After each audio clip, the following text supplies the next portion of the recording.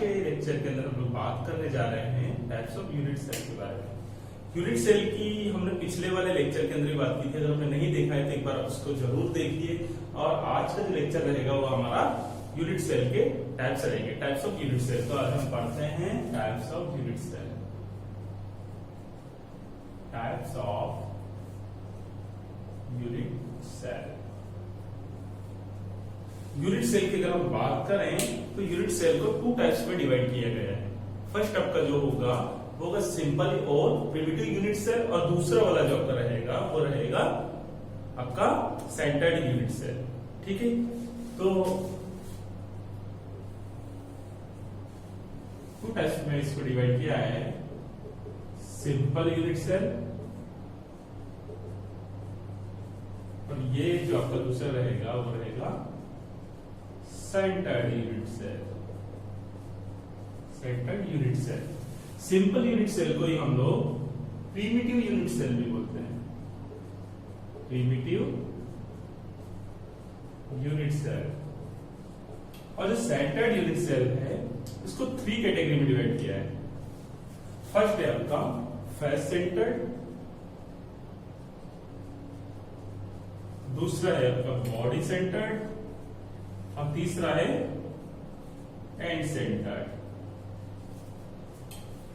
बहुत सारी बुक्स के अंदर आपको ये भी देखने को मिलेगा कि जो यूनिट सेल होते हैं वो फोर टाइप्स के होते हैं। फर्स्ट आपका सिंपल, और दूसरा आपका फेस सेंटर, तीसरा आपका बॉडी सेंटर, और चौथा आपका एंड सेंटर। बट बात एक ही है, चाहे आप ऐसे बताएं चाहे आप ऐसे बताएं। ठीक है, तो मैंने जो ये तरीका लिखा है ये काफी एफिशिएंट, काफी अच्छा तरीका है। आपको डायरेक्टली सिंपल से याद रखना है types of unit cell. Two types के यूनिट सेल होते हैं, simple unit cell and centred unit cell. Centred unit cell को कितने टाइप्स में डिवाइड किया है? थ्री टाइप्स में डिवाइड किया है। पहला आपका होगा फेस सेंटर्ड, दूसरा होगा बॉडी सेंटर्ड, और तीसरा होगा आपका एंड सेंटर्ड। ठीक है, अब हम पढ़ते हैं यूनिट सेल के बारे में। अब हम बात करेंगे सिंपल यूनिट सेल। बात करते हैं हम सिंपल यूनिट सेल। अब सिंपल यूनिट सेल क्या होता है? ठीक है, सिंपल यूनिट सेल की अगर हम बात करें तो सबसे पहले जब यूनिट सेल तो हमें पता है कि आपका जो स्मॉलेस्ट 3D यूनिट होगा जिसको हम रिपीट कर करके और एक बड़ा सा लैटिस का निर्माण करते हैं या लैटिस बनाते हैं, तो उसे हम लोग यूनिट सेल बोलते हैं। बट यहाँ पर जो बात हो रही है वो है सिंपल यूनिट सेल। जब भी आपकी सिंपल यूनिट सेल की बात होगी तो सिंपल यूनिट सेल के अंदर आपको क्या बोल सकते हैं? Atoms are situated only at corners. Atoms are situated only at corner. जब भी सिंपल यूनिट सेल की बात होगी तो सिंपल यूनिट सेल में जो आपके एटम्स होंगे वो कहां पर सिचुएटेड होंगे? वो आपके ओनली कॉर्नर्स पर ही सिचुएटेड होंगे। ये सबसे बड़ी बात है। तो पढ़ते हैं simple unit cell. Simple unit cell. जब भी सिंपल यूनिट सेल की बात होगी तो क्या बात होगी? Atoms are situated only at corners। ठीक है, only corners पर ही situated होंगे यहाँ पर।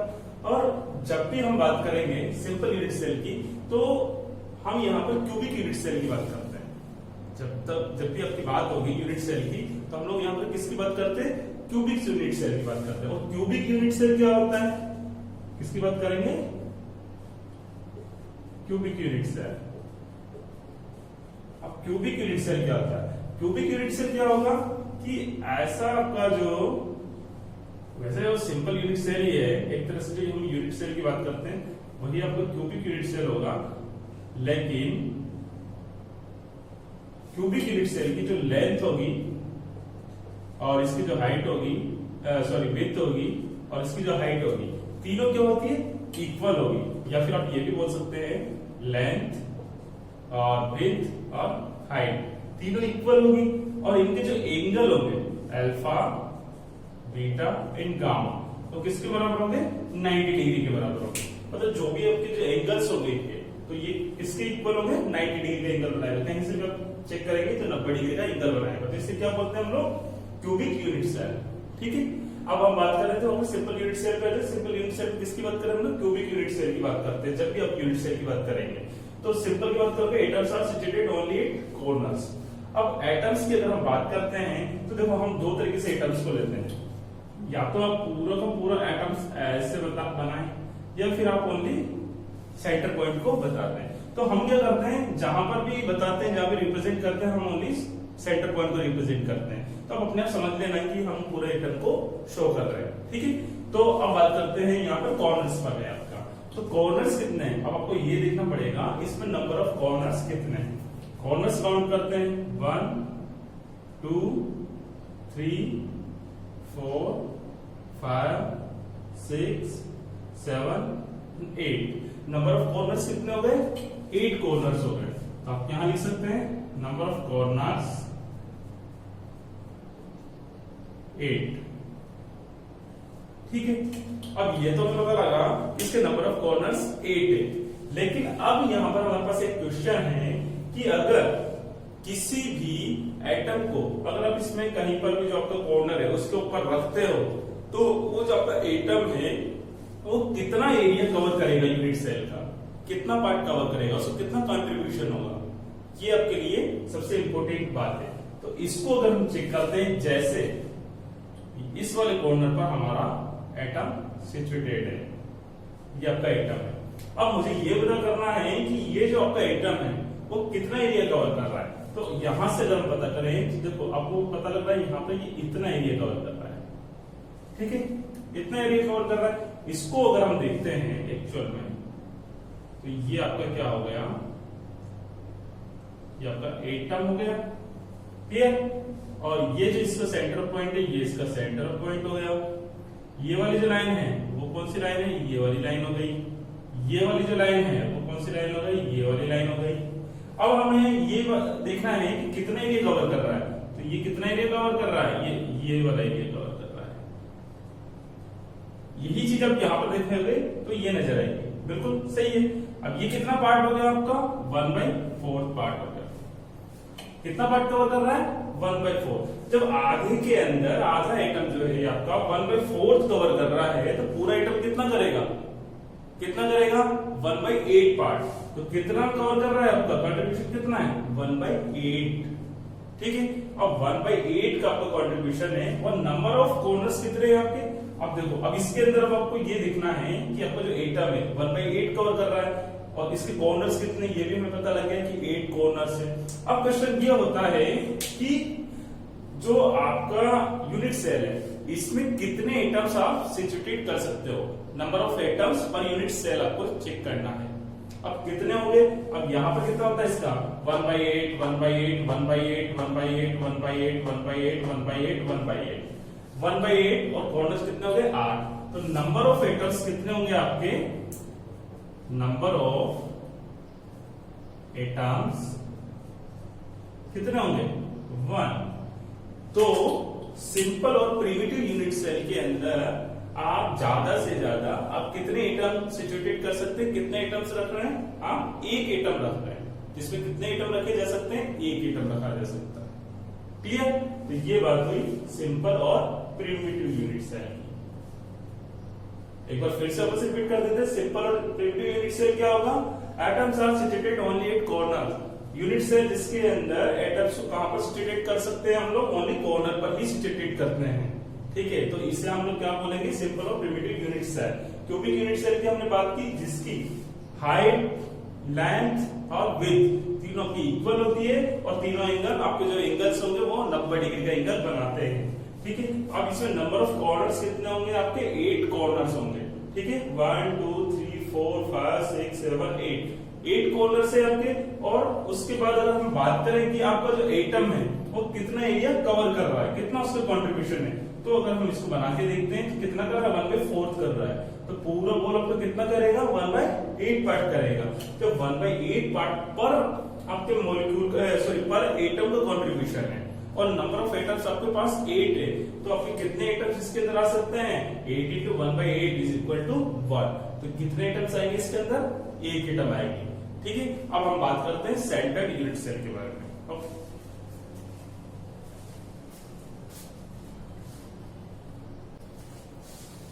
तो बच्चों अब हम बात करते हैं सेंटर्ड यूनिट सेल की। इससे पहले हमने प्रिमिटिव यूनिट सेल की बात की, अब सेंटर्ड यूनिट सेल की बात करें। सेंटर्ड यूनिट सेल को 3 टाइप्स में डिवाइड किया है। फर्स्ट आपका होगा फेस सेंटर्ड, दूसरा होगा आपका बॉडी सेंटर्ड, तीसरा होगा आपका एंड सेंटर्ड। सबसे पहले हम लोग बात करेंगे face centered unit cell. Face centered unit cell, face centered unit cell की बात करेंगे तो फेस सेंटर्ड यूनिट सेल के अंदर जो एटम्स आपके सिचुएटेड होंगे वो यूनिट सेल की कॉर्नर्स पर तो होंगे ही, साथ ही साथ उनके फेसेस पर भी होंगे। कहां पर होंगे? उनके फेसेस पर भी। तो हम लोग क्या बोल सकते हैं? एटम्स आर सिचुएटेड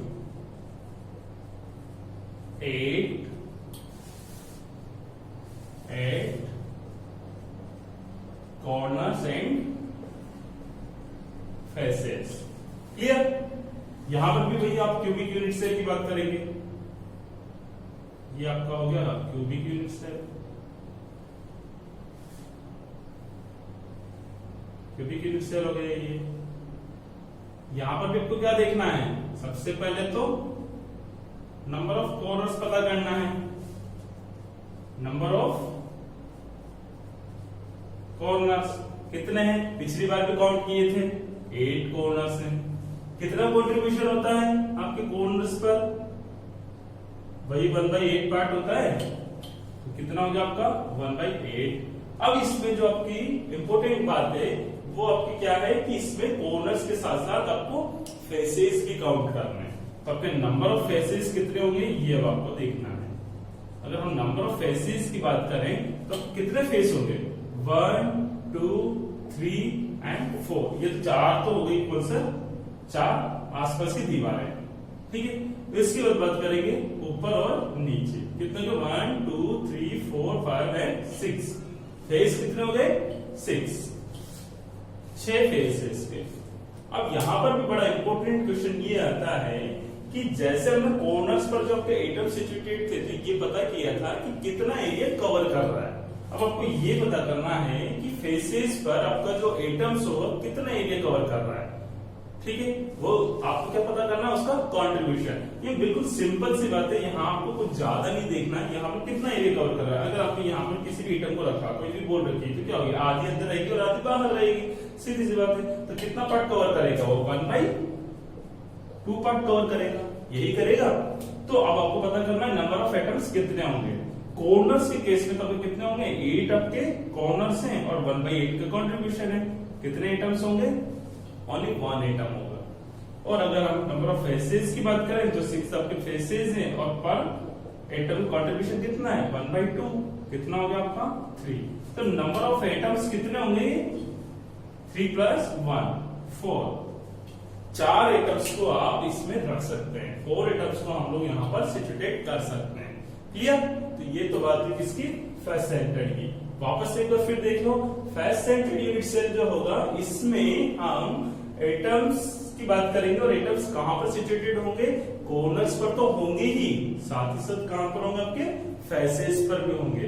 कॉर्नर्स की बात हमने पहले भी की है, तो नंबर ऑफ कॉर्नर्स हम 8 कॉर्नर्स रखते हैं क्यूबिक यूनिट सेल में और फेसेस कितने रखते हैं? 6 रखते हैं। अगर हम इसके कंट्रीब्यूशन की बात करें तो फेसेस पर कितना कंट्रीब्यूशन होगा?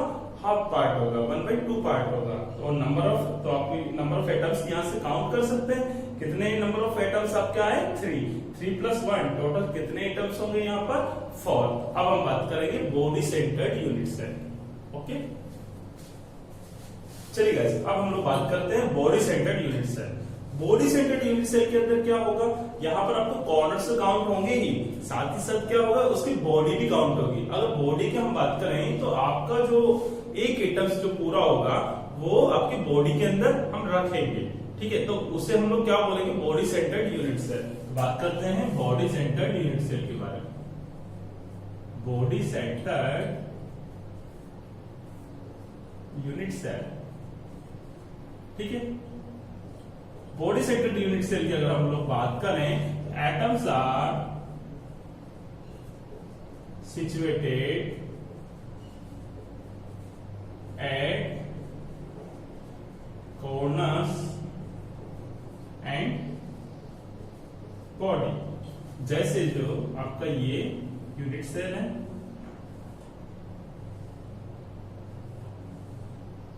ये यूनिट सेल हो गया। ठीक है, इसमें कॉर्नर्स पर तो है ही, ये आपके कॉर्नर्स पर तो रहेगा ही सही, साथ ही साथ कहां होगा, आपकी बॉडी के अंदर भी होगा। एक आपने क्या किया, अंदर बॉडी के अंदर ऐसे डाल दिया। ठीक है, तो यहां पर क्या होगा, वापस वही आपको काउंट करने, नंबर ऑफ कॉर्नर्स कितने हैं इसके, ये हमें अच्छे से पता है, कितने होंगे, 8 कॉर्नर्स होंगे। और इसका कंट्रीब्यूशन कितना होगा, अगर कॉर्नर की बात करें तो 1/8 होगा।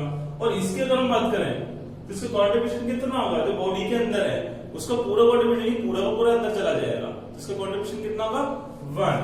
तो यहाँ पर अगर हम बॉडी की बात करें तो बॉडी में कितना रहेगा आपका, 1। इधर यहाँ पे टोटल नंबर ऑफ एटम्स कितने आएंगे, 1, और यहाँ पर कितने आएंगे, 1। तो नंबर ऑफ एटम्स जो आपके सिचुएटेड होंगे, वो कितने एटम्स इसमें सिचुएटेड होंगे, 2। तो हम लोग बोल सकते हैं number of atoms situated in body centered cubic unit cell। ठीक है, कितने होंगे, 2। क्लियर। बॉडी सेंटर के अंदर क्या है, पूरा जो आपका एटम है वो पूरा अंदर रखा हुआ है और कॉर्नर्स पर भी है। तो इससे पहले वाला जो हमने बात किया था फेस सेंटर्ड में, क्या था, आपके कॉर्नर्स पर भी थे और साथ में उसके फेसेस पर थे। बॉडी सेंटर्ड के अंदर क्या है, कॉर्नर पर भी और साथ में उसकी बॉडी पर भी है। अब हम बात करते हैं एंड सेंटर्ड यूनिट सेल की। End centred unit cell, and centred unit cell. And centered की सबसे खास बात यह है, atoms are situated at corners and two opposite faces,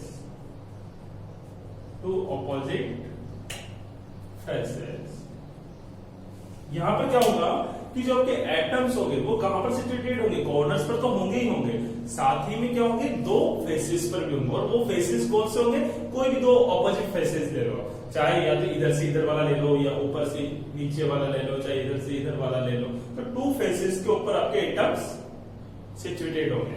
इसका भी हम लोग बना के देख लेते हैं कि आपका हो गया यूनिट सेल। ठीक है, सभी में लोग क्यूबिक यूनिट सेल की ही बात करते हैं। क्यूबिक यूनिट सेल क्या होता है ये भी हमको अच्छे से पता है।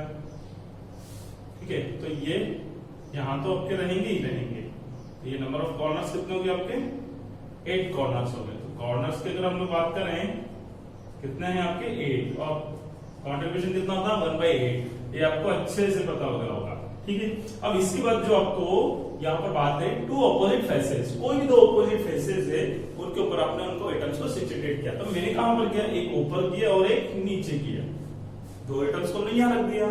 तो आपके कितने हो गए, आप बोल सकते हो यहाँ पर एंड जो आपके रहेंगे, तो यहाँ पर कितना हो गए, 2। अब इनका कंट्रीब्यूशन कितना होगा, देखो इससे पहले फेस सेंटर्ड के अंदर हमने क्या किया था, कंट्रीब्यूशन निकाला था। फेसेस पर जब आपके एटम सिचुएटेड थे तो उनका हमने जो कंट्रीब्यूशन निकाला था तो कितना आ रहा था आपका, 1/2 आ रहा था। तो यहाँ पर भी कितना आएगा, यहाँ भी आधी बॉल अंदर रहेगी आधी बाहरी रहेगी, तो यहाँ पर भी कंट्रीब्यूशन कितना रहेगा आपका, 1/2। 1/2 आपका कंट्रीब्यूशन रहेगा। 2 आपके एटम्स इसके अंदर रखे हुए हैं। ठीक है, तो यहाँ पर टोटल नंबर ऑफ एटम्स कितने आ जाएंगे, 1। अब 1 + 1 = 2। तो क्या हो जाएगा, atoms situated in end centred unit cell, कितना आ जाएगा, टोटल 2। तो हमने जो बात किया है वो हमने बात की है कि जब भी हम अगर सिंपल की बात करेंगे तो सिंपल यूनिट सेल के अंदर कितने नंबर ऑफ एटम्स आप सिचुएटेड कर सकते हैं, 1। और हमने जो फेस सेंटर्ड की बात की तो कितने हो सकते हैं वहां पर, 2।